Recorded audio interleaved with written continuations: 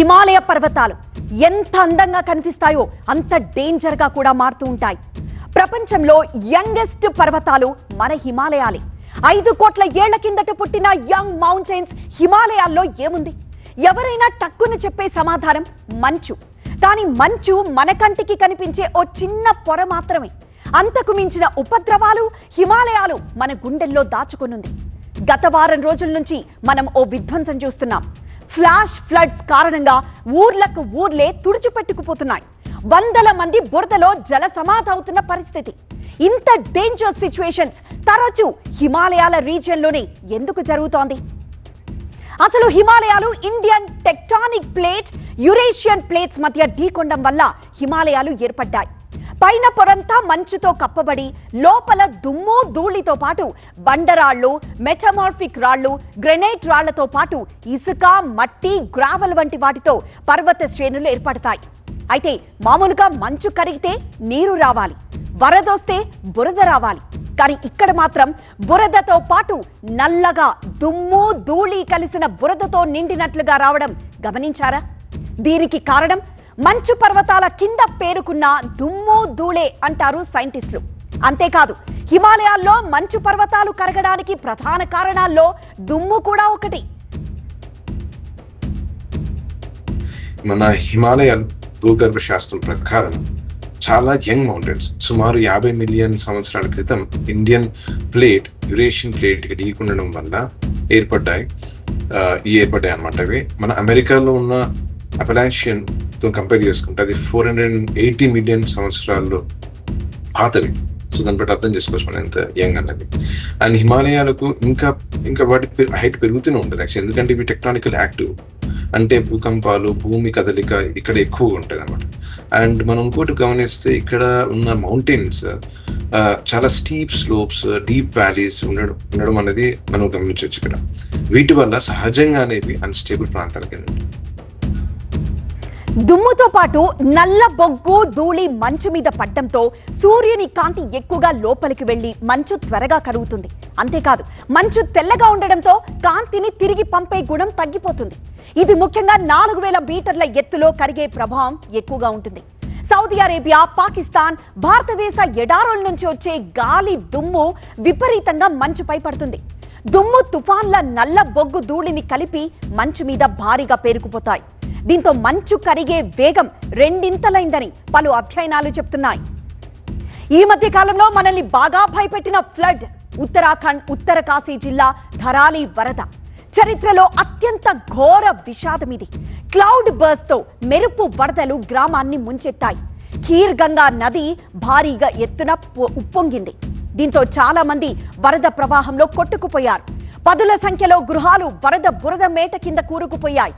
చాలా మంది గల్లంతయ్యారని, శిథిలాల్లో మరికొందరు చిక్కుకున్నారని అధికారులు పేర్కొంటున్నారు. ఆ పర్టికులర్ డిజాస్టర్ ఓన్లీ రెయిన్ వల్లనే అంటే we can't say. Multiple factors ఉంటాయి ఇట్లాంటి డిజాస్టర్స్, కానీ మల్టిపుల్ ఫ్యాక్టర్స్ ఉంటుంది. దాని స్లోప్, దాని పక్కన స్లోప్ చాలా స్టీప్ స్లోప్ అనమాట. సో అక్కడ మీరు ఇమాజిన్ చేస్తారు, టాప్ అరౌండ్ 0.7 కిలోమీటర్స్ ఎక్కడో స్టార్ట్ అయింది ఫెయిల్యూర్.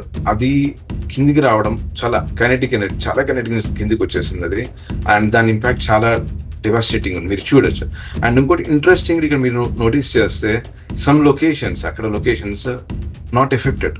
సో దీనిలోంచి మనం నేర్చుకోవాల్సింది ఏంటంటే, ఏవైతే ఎఫెక్ట్ అయ్యావో అది ప్రిడిక్టబుల్ అని నా ఒపీనియన్. ఎందుకంటే ఆ location right in front of valley ఉందండి. సో ఆ వచ్చే ఫోర్స్ తో వచ్చిన డెబరీస్ కంప్లీట్ గా వాష్ చేసుకుని వెళ్ళిపోయింది. But the neighbouring sides, right side, left side కొన్ని బిల్డింగ్స్ మనము డ్యామేజ్ అవ్వకుండా చూసాము. Those zones are called safe zones. So మనం ఒకవేళ ఈ సేఫ్ జోన్స్, ఇట్లాంటి సేఫ్ జోన్స్ కానీ ఐడెంటిఫై చేయగలిగితే, సో మనం మోస్ట్ ఆఫ్ ద స్ట్రక్చర్స్ మనం సేవ్ చేసుకోవచ్చు, ఈ రిస్క్ అనేది తగ్గించుకోగలం. ఎందుకు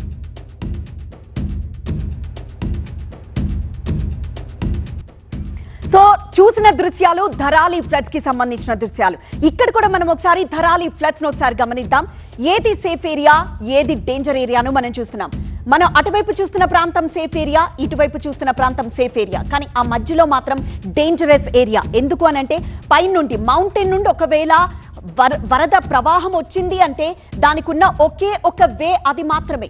దాంతో ఆ వే నుండి మాత్రమే నీరు ఒక్కసారిగా అంటే వరద ఒక్కసారిగా కిందకి దిగింది.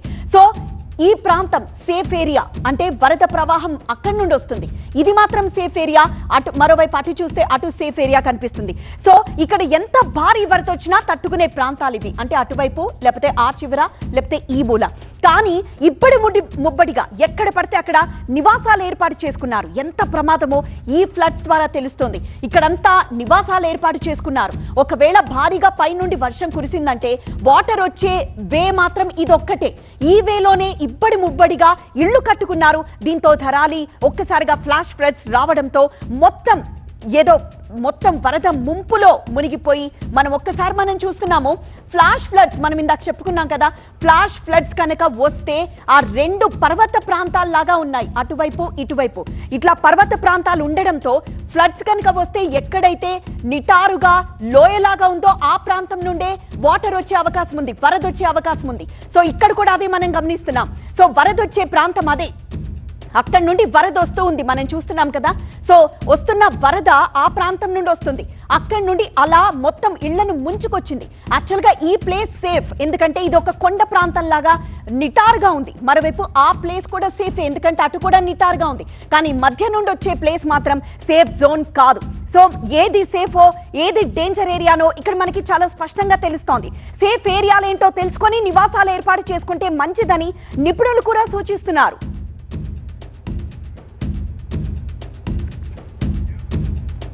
ఇక నిన్నటికి నిన్న జమ్మూ కాశ్మీర్ కిష్టావర్లో క్లౌడ్ బర్స్ట్ కు 60 మందికి పైగా చనిపోయారు. వరదల్లో చోసిటీ గ్రామం సగం కొట్టుకుపోయింది. ఇళ్లు బురద కొండరాళ్ల కింద చిక్కుకుపోయాయి. చోసిటీ గ్రామస్తులతో పాటు మచైల్ మాతా ఆలయానికి వచ్చిన అనేక మంది భక్తులు వరదల్లో చిక్కుకుపోయారు.